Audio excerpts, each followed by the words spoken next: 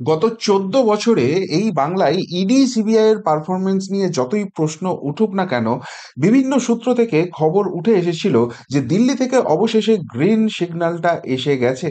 এবং দিল্লি থেকে green signal আসার ফলে অগস্ট সেপ্টেম্বর মাস থেকেই ইডি সিবিআই এরা মালগাড়ির গতি ছেড়ে অবশেষে বন্দে ভারতের গতি নেবে। কিন্তু এই ধরনের কথাবার্তা আমরা গত 11 বছরে অনেকবার শুনেছি। তাই বাংলা এবং বাঙালি না চালে কিছুতেই বিশ্বাস করতে রাজি নয়। কিন্তু সত্যি সত্যি দেখা গেল এবারে শুধু কথার কথা হলো না, এবারে কিন্তু অ্যাকশনের মাধ্যমে সেটা প্রমাণিত হচ্ছে।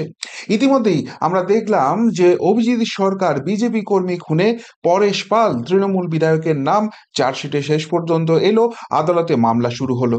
অন্যদিকে আমরা দেখলাম তৃণমূল কংগ্রেসের আর এক মন্ত্রী চন্দ্রনাথ সিনহা, তাকে দুবার ইডি জিজ্ঞাসাবাদের জন্য ডাকলো।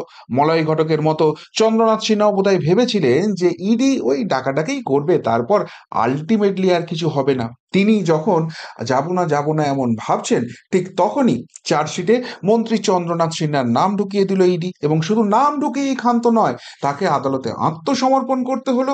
এবং এবং সেই আত্মসমর্পণের সময় ইডি তাকে হেফাজতে নেওয়ার জন্য পিড়াপিড়ি শুরু করে দিয়েছে। সেই মামলা 16 তারিখ পেন্ডিং আছে। এমনকি আমরা দেখলাম তৃণমূলের বিধায়ক জীবনকৃষ্ণ সাহা, যে আগে সিবিআই এর হাতে গ্রেপ্তার হয়েছিল, এবারে আবারও গ্রেপ্তার হলো, তবে ইডির হাতে। এবং তাকে ছাড়াছাড়ির কোনো প্রশ্ন নেই। এমনকি পার্থ চট্টোপাধ্যায়, যার নামটা কার্যত বাংলা ভুলে গেছে, জেলের অন্ধকারে পড়ছে পার্থ চট্টোপাধ্যায়, সেই পার্থ চট্টোপাধ্যায়ের বিরুদ্ধে এতদিন আটখানা মামলা হয়েছিল। কিন্তু এতদিন জেলে থাকার ফলে একে একে সেই মামলায় জামিন হচ্ছে এবং পার্থ চট্টোপাধ্যায় জেল মুক্তি হতে পারে, এমন খবরে মিডিয়া সরগরম হচ্ছে। ঠিক সেই সময় আরো দুটো নতুন মামলায় পার্থ চট্টোপাধ্যায়কে আবারও জেলে রাখার পাকাপাকি বন্দোবস্ত করছে ইডি সিবিআই।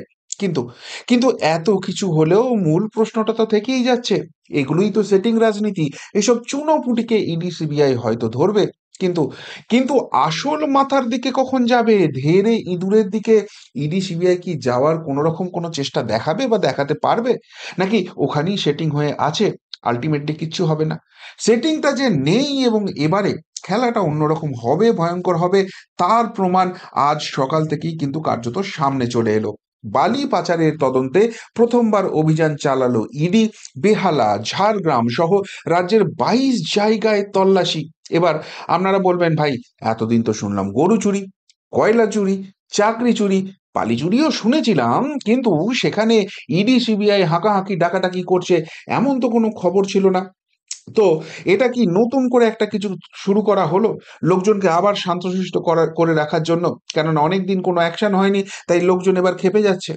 দেখুন, সেই কথা তো আপনারা বলতেই পারেন, কেননা আমরা তো একটা কথাতেই বিশ্বাস করি, বৃক্ষ কিবা তব নাম ফলে ন পরিচয়তে। কিন্তু মুশকিল হচ্ছে, অভিজিৎ গঙ্গোপাধ্যায় যখন বিচারপতি ছিলেন, তখন কিন্তু তিনি ধেড়ে ইঁদুরের দিকে ইঙ্গিত দিয়েছিলেন। এবং সেই ধেড়ে ইঁদুর সব খায়, বালি খায়, কয়লা খায়, গরু খায়, চাকরি খায়, রেশন খায়, কোনো কিছুতেই তার আপত্তি নেই, শুধু খেতে চায়। তো সেই ধেড়ে ইঁদুরকে, সেটা কি বড় মাথা ধরা হচ্ছে? সেই ধেড়ে ইঁদুরের আলটিমেটলি বিসর্জনের দরকার আছে, তিহার জেলে গড়াগড়ি যাওয়ার দরকার আছে। আর সেই গড়াগড়ি যদি দিতে হয়, তাহলে একে একে সব মামলাতেই তাকে ঘিরতে হবে। আর তাই মোটামুটি যতগুলো খাওয়ার নমুনা এতদিন পাওয়া গেছে, সেগুলো সবই তদন্ত করে সেই মূল মাথার দিকে যাওয়ার চেষ্টা করা হচ্ছে। এবং সেখানে সর্বশেষ সংযোজন এই বালি পাচার কাণ্ড, এমনটাই একটা জল্পনা উঠছে। কিন্তু কিন্তু তৃণমূল কংগ্রেস, তারা তো অন্য কথা বলে। তারা তো বলে যে বিজেপি বাংলায় তৃণমূল কংগ্রেসের সঙ্গে কিছুতেই এঁটে উঠতে পারছে না, আর সেই জন্য রাজনৈতিক প্রতিহিংসা করতে এই ইডি এবং সিবিআই কে ব্যবহার করছে।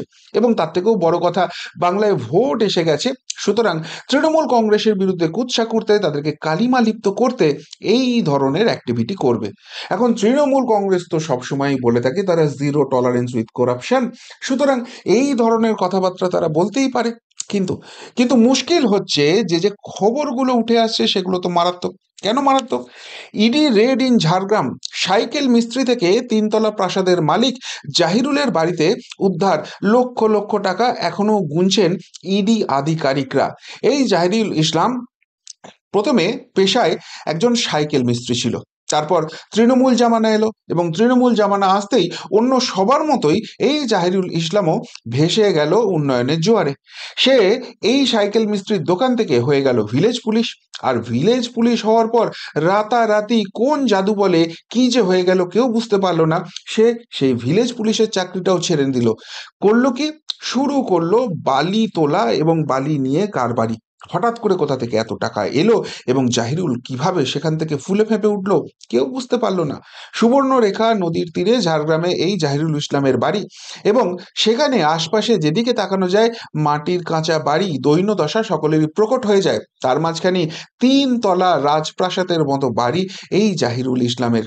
এবং পুরোটাই বালি পাচার কাণ্ডে, পুরোটাই বালির চোরা কারবার করে। ইডি আধিকারিকরা ঢোকার পর তার বাড়িতে তল্লাশি চলছে এবং লক্ষ লক্ষ লক্ষ লক্ষ টাকা এই জাহিরুল ইসলামের বাড়ি থেকে বেরোচ্ছে। অর্থাৎ তৃণমূল কংগ্রেস মানেই উন্নয়ন। উন্নয়নটা নেতাদের পকেটের। যেমন পার্থ চ্যাটার্জির বাড়ি থেকে, বান্ধবীর বাড়ি থেকে টাকার পাহাড় পাওয়া গিয়েছিল, জাহিরুল ইসলামের বাড়ি থেকেই পাওয়া যাচ্ছে। যে কোনো তোলামূল নেতার বাড়িতে গেলেই এই টাকার পাহাড় দেখার পর সত্যিই আপনারা প্রশ্ন করতে পারেন, কোথায় পিছিয়ে আছে বাংলা? সত্যিই তো এগিয়ে বাংলা। এবং বিশেষ করে বাংলার যারা শাসক দলের কাজ করছেন, শাসক দলের সদস্য, তাদের এই উন্নয়নের পহর দেখলে বাংলাকে গরিব বলে বা বাংলার বিরুদ্ধে কুৎসা করে এমন এমন অভাগা দুর্ভাগা কে আছে? কিন্তু এই প্রশ্নটা যখন উঠবে তখন স্বাভাবিকভাবেই তৃণমূল কংগ্রেস তারা বলতে শুরু করবে রাজনৈতিক প্রতিহিংসা, এগুলো সব কুৎসা, এগুলো সব ছোট্ট ঘটনা, এগুলো সব সাজানো ঘটনা, তা বলতে পারে। কিন্তু বললে কি হবে? ইডি এবারে কিন্তু বেশ ভালো রকম তৈয়ারি করে গেছে। তারা একটার পর একটা তাস তাদের আস্তিন থেকে বার করছে।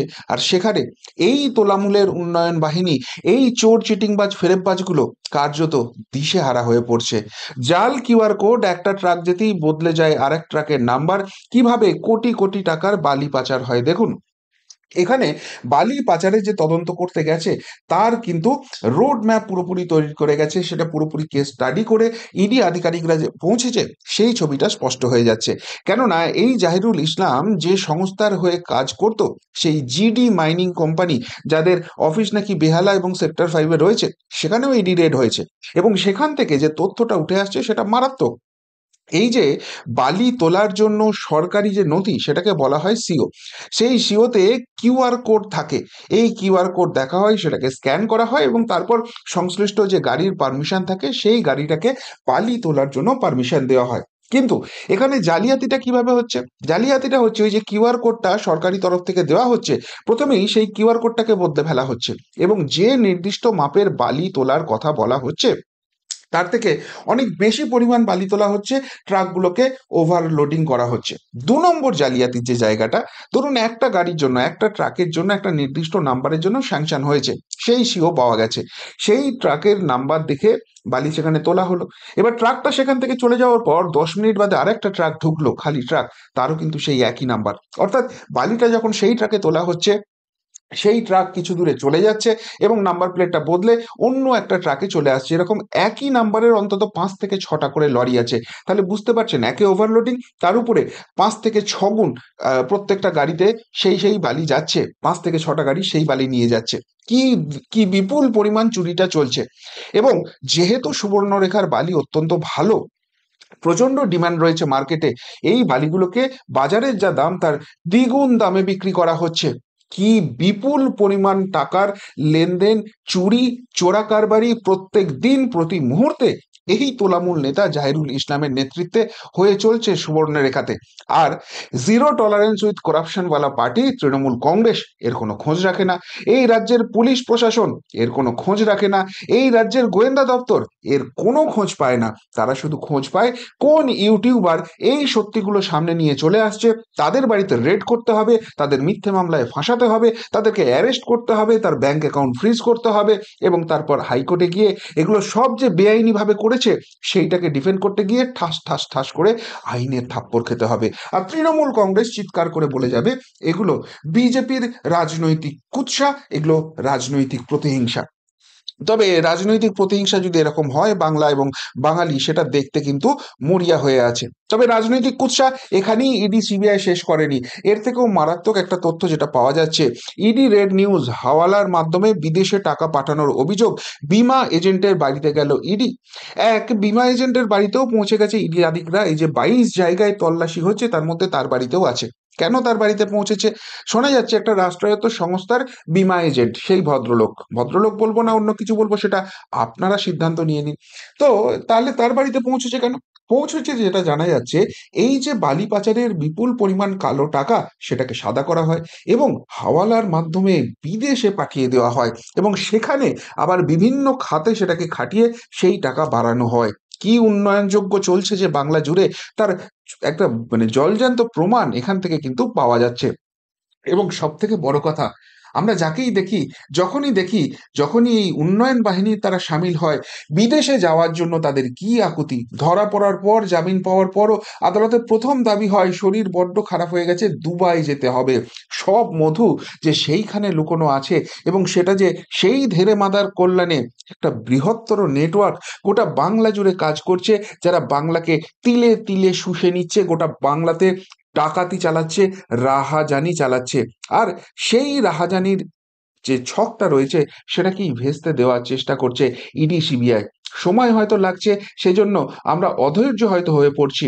কিন্তু কিন্তু যদি সত্যি এর পিছনে কোনো রাজনৈতিক উদ্দেশ্য থাকে, এবং থাকাটাই স্বাভাবিক, সেই জায়গায় একটা কথা আপনাদের অতীতে বারবার বলেছি, সঠিক সময়ে সঠিক কাজটা করার নামই রাজনীতি। আর সেই রাজনীতিটা যারা দিল্লিতে বসে আছেন, তারা কিন্তু আমার আপনার থেকে অনেক ভালো বোঝে এবং বোঝেন বলেই সঠিক সময়ে সঠিক কাজটা তারা করেন। আর সেই সঠিক সময় যে সমাগত, অগস্টের শেষ থেকে যে গতি বাড়ানো শুরু হয়েছে, ক্রমশ ক্রমশ সেপ্টেম্বর যত এগোচ্ছে, তা বন্দে ভারতের গতিই নিচ্ছে। এবং এই গতিতে চলতে থাকলে আশা করাই যায়, যেটা ফাইনালি শোনা গেছে, যেটার জন্য গোটা বাংলা অপেক্ষায় আছে, সেই ধেড়ে ইঁদুরের তিহার যাত্রা বাংলা অবশেষে দেখতে পাবে। কি বলবেন ঈদের সকাল থেকে এই মহা অভিযান ঘিরে? যদি কিছু বলার থেকে অবশ্যই কমেন্ট বক্সে কমেন্ট করে জানাবেন। এখনকার মতো এখানেই শেষ করলাম, ফেরত আসছি নতুন প্রতিবেদন নিয়ে খুব তাড়াতাড়ি। ভালো থাকবেন, সাথে থাকবেন, পাশে থাকবেন। নমস্কার।